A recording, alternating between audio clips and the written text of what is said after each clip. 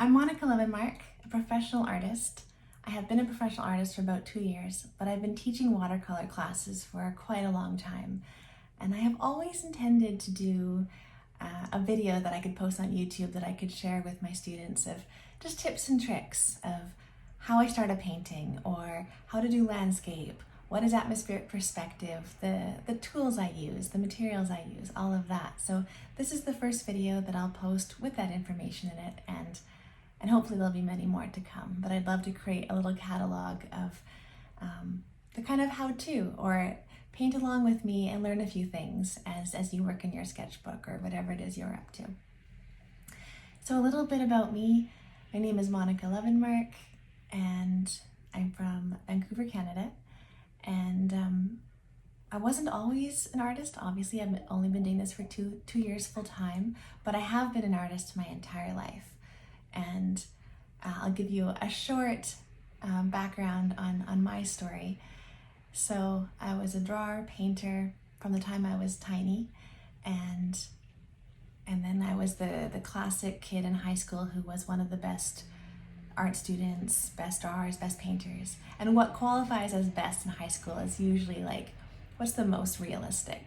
So that's what I did. I painted a lot of faces and people, flowers, things like that. So naturally, I went on to art school. I had absolutely no plan with what this would mean for a career, but I went to Emily Carr, University of Art and Design, and it was a challenge, to say the least. I got there and they basically said, no, if you're gonna paint something realistic, like use a better tool, use a camera. So anyway, I basically delved right into whatever they wanted me to do, which ended up being abstraction. And then I drank the Kool-Aid and got really into that. And then after graduating, what do you do with a degree in fine arts where you specialize in painting abstract paintings? I wasn't really sure. I moved to Sweden, put on art shows. I showed my work around the world, but it didn't quite feel like me, like a career path for me. So I went to architecture school, and I'm super interested in how things work, how things come together. So that was great. I learned how to diagram. I had never heard of diagramming before, and if you know any of my work or end up looking at my work after this, you'll see that diagramming is something I have really utilized since school. So I'm really glad I learned how to do that. And then following that, I ended up working for government, provincial government, land management, and just followed my curiosity and the whole time wanting to do art and not to sit in a cubicle and wanting to paint. And at some point, if anybody can relate, whether you're in the wrong career, in the wrong relationship, whatever it is, you get to the point where it's too painful not to make a change. And so it's not really a choice, like leaving a safe, secure, good job that was not easy to get wasn't really a choice. It happened out of necessity, and I have a very supportive partner who encouraged me to do that. And I've been pretty busy ever since with commissions, so that's wonderful. So that's how I got to where I got to. And my niche area of work being, I work with a lot of salmon researchers, and now, like I mentioned, I'm moving into Arctic research. How this all started was I followed my curiosity to a really beautiful remote field station for salmon research called Salmon Coast, and that is in the Broughton Archipelago up the coast of BC. And from there, I met some wonderful people. I got to participate in salmon research. I made a lot of art for them, and it functioned as a artist residency. So from there, I made connections, and they commissioned me to do some big projects that were for research, report writing, papers, things like that. And not that the community is so small, but it's small enough that your name gets passed along. So I've been doing a lot of that work, and I love it. All right, so today, on that note, one of the first big commissions I got for salmon researchers involved diagramming, I'll put an image of it here, diagramming a series of boats, ships, different sizes, and all of the different ways in which juvenile salmon are caught so that they can then be analyzed for research. But it was these catchment methods that were what I was diagramming. And so one of the biggest ships, rather the biggest ship, and a really beautiful ship, is called the W.E. Ricker, and it's the red one in the diagram. It's now out of commission. It was retired. It's been in use for decades, and it is a Canadian Coast Guard offshore research vessel. But I was so taken with the bright red and that white stripe against the blue ocean, and I looked up so many photos, and so that I painted this diagram about a year ago, and I have been wanting to paint reference photos that I had found of it ever since. And so now seems like a really good time. Now I am moving into work in the Arctic, also with Canadian Coast Guard red, beautiful vessels, but instead of against a blue background, it'll be against ice and ice flows. So all that to say, let's paint a beautiful red ship against the ocean, beautiful blue ocean colors. And I will talk about as I move into this, I'll talk about how I create a painting from start to finish, the materials that I use, some of the techniques that I'll be employing, like atmospheric perspective, which is a principle, a technique. It's a way of thinking about why landscape is the color that it is in the background. So how we create depth in paintings. All right, so first things first, I will tilt you down. Will I do that? Because then will you still see me? This is also the first YouTube video I've ever filmed. So we will see how this goes, and I will learn from this. Can I push you back and tilt you down a little bit? I'll just leave you like that. All right, so the paper that I am using is very fancy, very expensive. It's Arches, which is how you butcher a French word. 9 by 12 is the size, and this is a 140-pound cold press. I always use this paper when I'm doing commissions or just nice work. And the deal with this paper, this is 100% cotton, which is super, super significant if you want to have a good time painting in watercolor. I don't teach with cotton because it's several dollars per sheet for this, and so you don't really want to be making mistakes. I teach with 100%, what's it called? Pulp paper, essentially. Like tree. Like printer paper is made out of pulp. So the difference between pulp and cotton is that with this beautiful piece of cotton paper, I can go over it many, many times and it won't pill or tear. Because it's cotton, it's kind of like a fabric in a sense, and that you can keep layering and blend colors right on the page. So it's much more forgiving. It creates beautiful effects. And there's cat hair all over it. Get rid of that. And yeah, I would highly recommend if you are no longer super beginner to upgrade. Okay, the next thing I will be using is brushes. I have a whole bunch here, but I always go to the same few, and they are, again, fancy and expensive. The brand is Da Vinci, and this one, it's all worn off, but they're two different sizes. If I put them here, so these guys are, I believe they're Russian squirrel hair brushes. This one is obviously a larger size. This one's a smaller size. And the deal with these versus less expensive brushes, say something like other brushes that I love, are these guys. These are synthetic. So the difference is organic hair and synthetic hair. And the water is retained or held really nicely by these brushes and not as well with these. They're still great brushes and they're not cheap, they're good quality. And what makes a good quality synthetic brush is that it has a nice, can I show you a nice spring to it? That's really important. But they don't hold nearly as much water or paint on the brush, and so I can do a lot more effective strokes with this. And then this guy, I think this is like 60 bucks.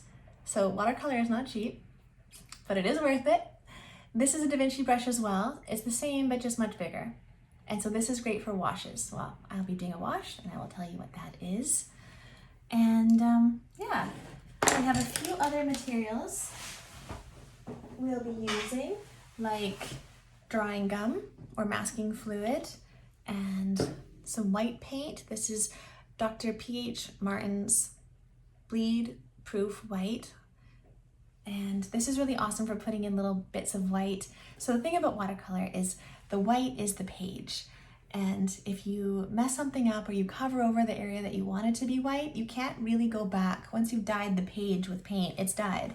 So this allows you to bring in highlights or little areas.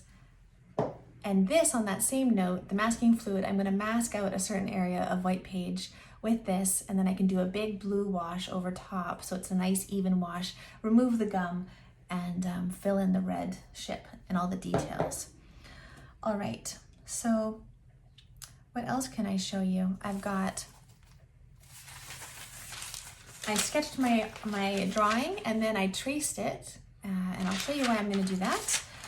And I will be using Surreal transfer paper to transfer my sketch onto the watercolor paper.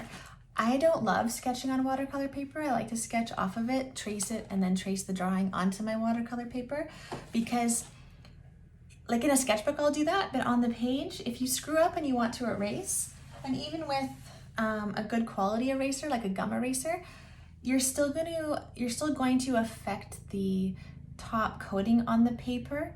And if you remove that, the paint doesn't take as well to that spot where you have erased a lot. It's the same thing with touching it with your fingertips. You want to be careful to avoid touching the paper too much. So I will wear this little half Michael Jackson glove. And the idea with that is that when you're holding your brush, this part of your hand isn't rubbing against the page, leaving the skin oil on the page and affecting it. So these are some tools. I'm going to turn you around and face you down onto my painting and get started. All right, so I've got my sketch of the ship here on trace paper. Well, I've got my trace of the sketch. And then underneath that, I have this carbon transfer paper, which is this stuff here. And it's not cheap. I think this was about $50, but it comes in a roll with quite a bit. And every time I cut off a piece about this size, I probably get at least 10 drawings out of it, 10 traces out of it. So it's well worth it. And it just makes this process so much easier. So I like to trace my drawings onto watercolor paper so that I have a nice clean line. And then I just use a sharp pen to trace those lines. So I'm going to do that. Where to start? Let's start with some easy lines.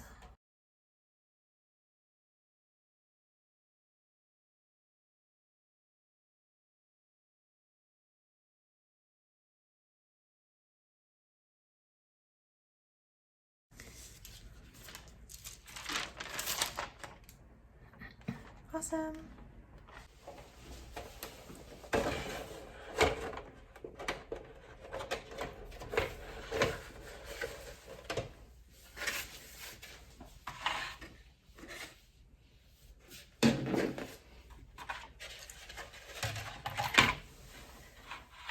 So this is my watercolor palette. It's a mess right now.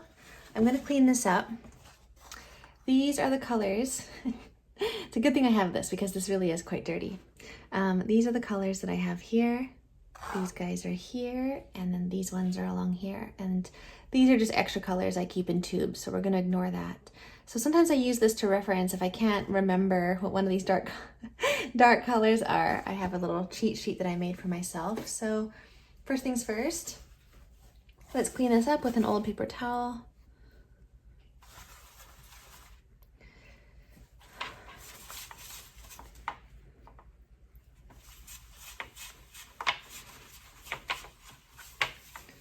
This white paint here is the remnants of this guy.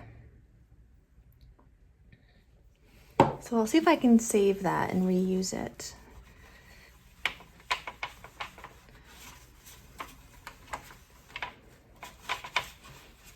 So I will put the palette to my side.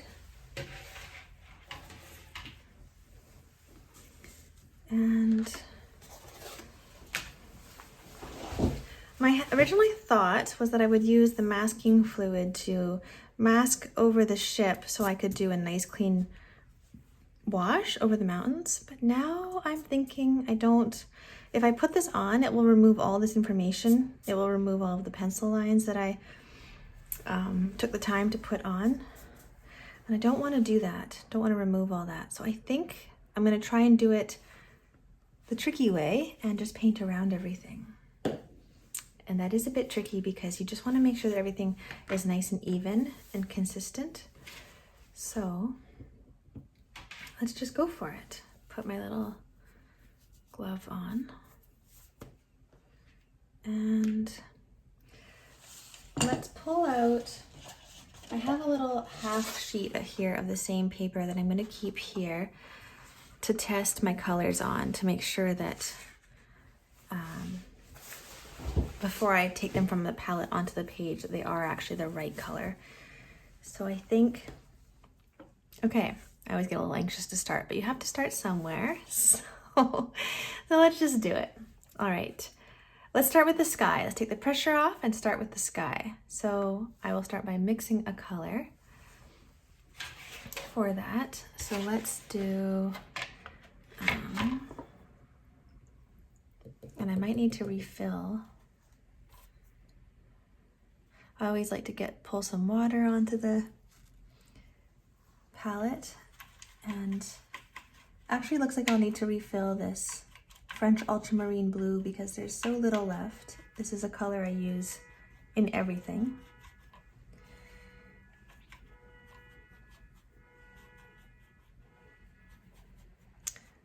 Okay, now the sky, I'll just start a new puddle over here. The sky has some lighter blue. Let's pull that into it. But none of these colors are super saturated, so I'm gonna try and dilute them by adding a little bit of Payne's Gray and the tiniest bit of raw umber. So what I'm doing is taking ultramarine blue, but that's too saturated, adding a little bit of manganese blue hue just to make it more sky, more punchy, and then toning it down, reducing the saturation with a little bit of Payne's Gray and a little bit of raw umber. So let's see.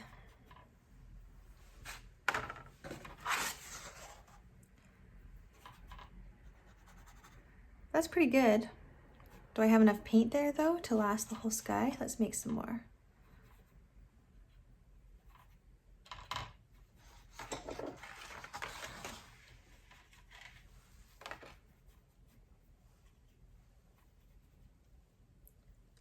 Dilute that a little bit. Yeah. Okay, let's see if that works. Put this to my side.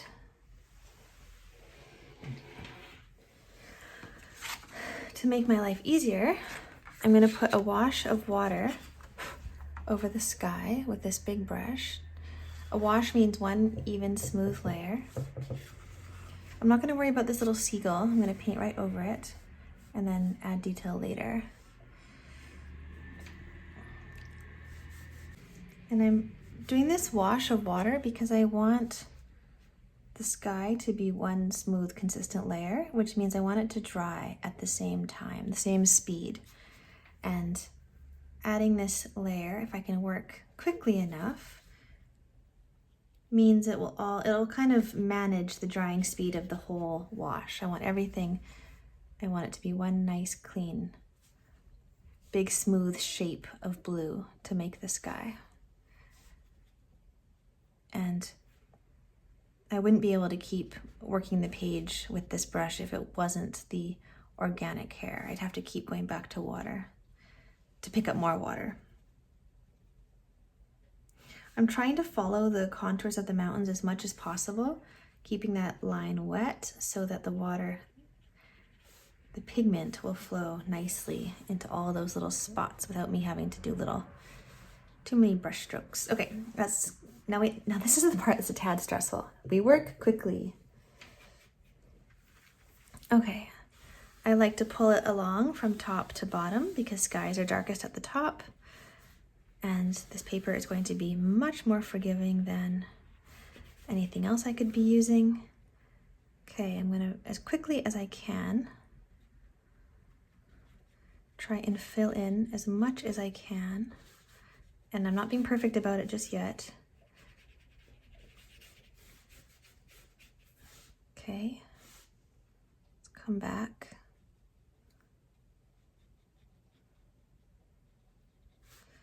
Filling in, but you can see it's kind of, can you see? I hope you can see. It's kind of filled in. Uh-oh. Okay, I've added more pigment and it's maybe too much. Dab some off. But you can see with this paper, I can really work it. You wouldn't be able to do that if it wasn't 100% fancy pants cotton. Okay, this is looking pretty nice. I'm happy. Now I like to tilt my skies to encourage the pigment to run down the page. This does a few things. It reduces the amount of pigment that sits at that water line right above the mountains. We want to reduce that so it looks natural. And also it pushes the pigment towards the top of the sky, because skies are darker toward the atmosphere where you're seeing deeper into the sky. I'm going to pick up a little bit of this water. My brush is just damp, so this is very effective.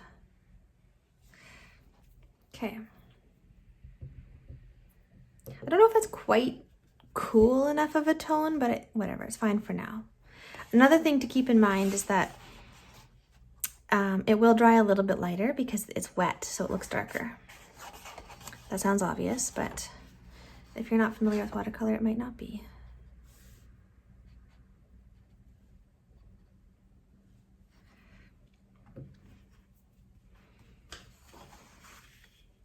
Okay, while I'm waiting for the sky to dry, I might actually just increase the angle here and just encourage it to flow more, because it's sort of creating one stripe there. I want to encourage it to flow a little bit more. That's pretty cool. Picking up extra moisture I don't need. And you see here, hope it's in focus, let's just make sure, where the blue paint has gotten onto the mountain peaks. I could just leave it because I don't mind a kind of sketchy, loose aesthetic, but I will probably remove that because I want those to be a bright white, snowy mountaintops.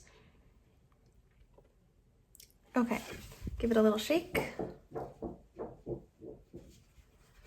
And all right, let's do the ocean. I'm gonna do a wash in probably a very similar color as the sky, and the reason is because the ocean is reflecting the sky color, so it will match. So again, another wash. Did I get paint? Yes, I did. Whatever, it's fine. There's some cat hair. And it's important to remove any kind of fuzzies because it will hold on to pigment and create a little dark spot where that fuzz was, where the fuzz was. I want to avoid the white wash, the white wake of the ship, the white water. Keep that nice and white.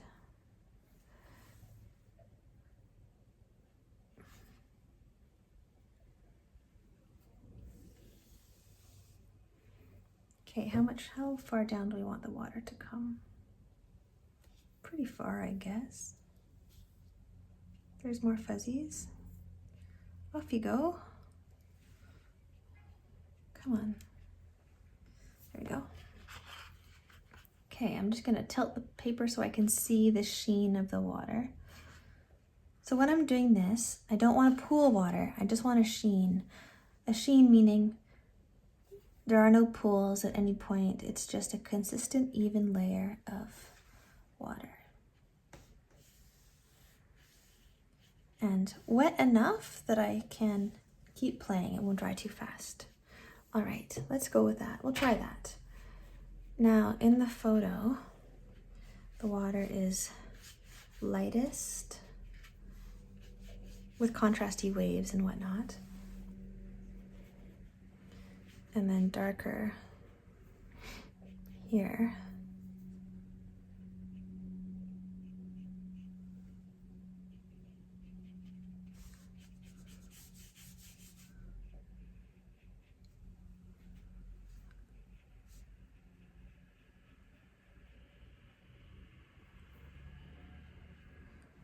This may take I'm not sure if I'll do this in a series. I'll probably do this in a series of layers, yeah. To get the contrast and all that. Watercolor is interesting because it's such a series of decisions that you have to make. It's very formulaic too. While it's the easiest medium to start in terms of it's just water-based on paper, it's actually the hardest and the hardest medium because it is unforgiving. It's very time-based. You have to make a lot of decisions. You have to be very thoughtful and formulaic in deciding how to work on something and how you'll layer things. So yeah, I teach a lot of beginner classes and I talk a lot about, don't get frustrated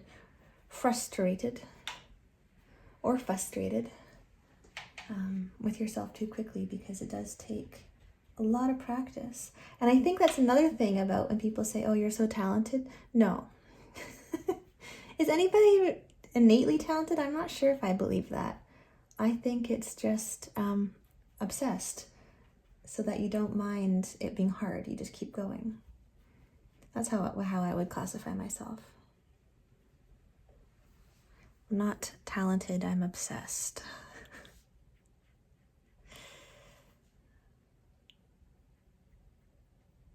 In the best way.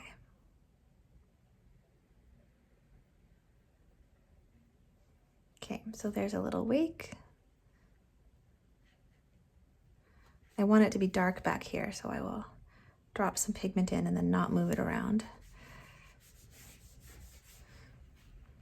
What makes a watercolor painting or any art interesting is contrast in the image. So let's not let this get too light, which is probably why layers will be necessary.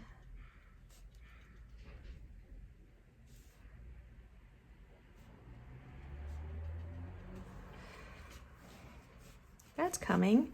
It's coming together.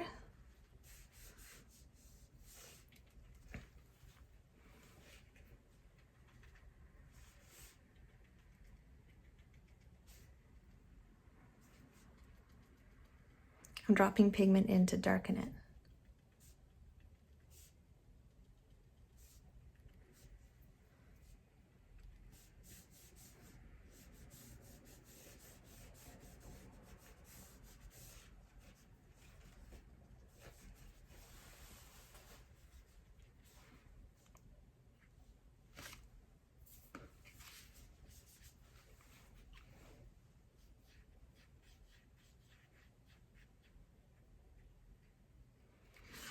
Okay, let's tilt it down, let the pigment run. I want it to be dark at the surface.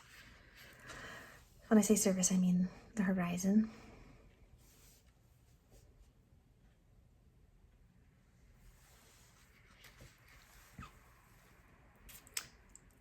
I'm gonna let it dry a little bit and then come back and put in more contrast.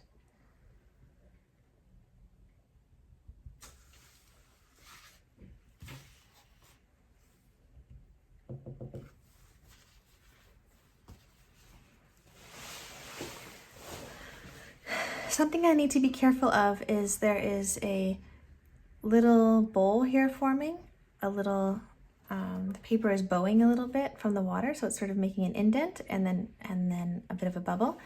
And if I'm not careful, all the paint will sit right here and dry and make a dark spot as the pigment moves with gravity into this little indent.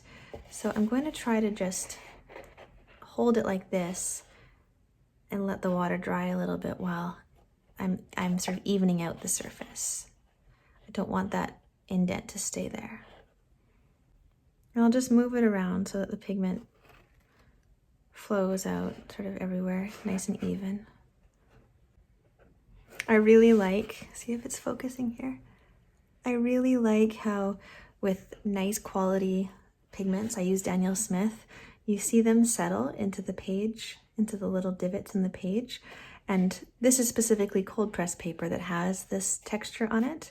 You can get an even toothier and even more textured paper. That's called rough paper. Or you can get even smoother, which I can't paint on smooth paper to save my life, so I always use cold press. I like the little texture that holds the paint. It makes it, to me, it feels very friendly, very forgiving. One thing I should do before this, where's my small brush? One thing I should do before this completely dries is not a reflection of the boat, because at this angle we wouldn't see the red reflecting in the water, but just a little bit. So I'll take some dry paper towel, and where this white stripe is, there will be a little bit of a reflection of that stripe in the water. So let's just take away a little bit of pigment, dabbing at the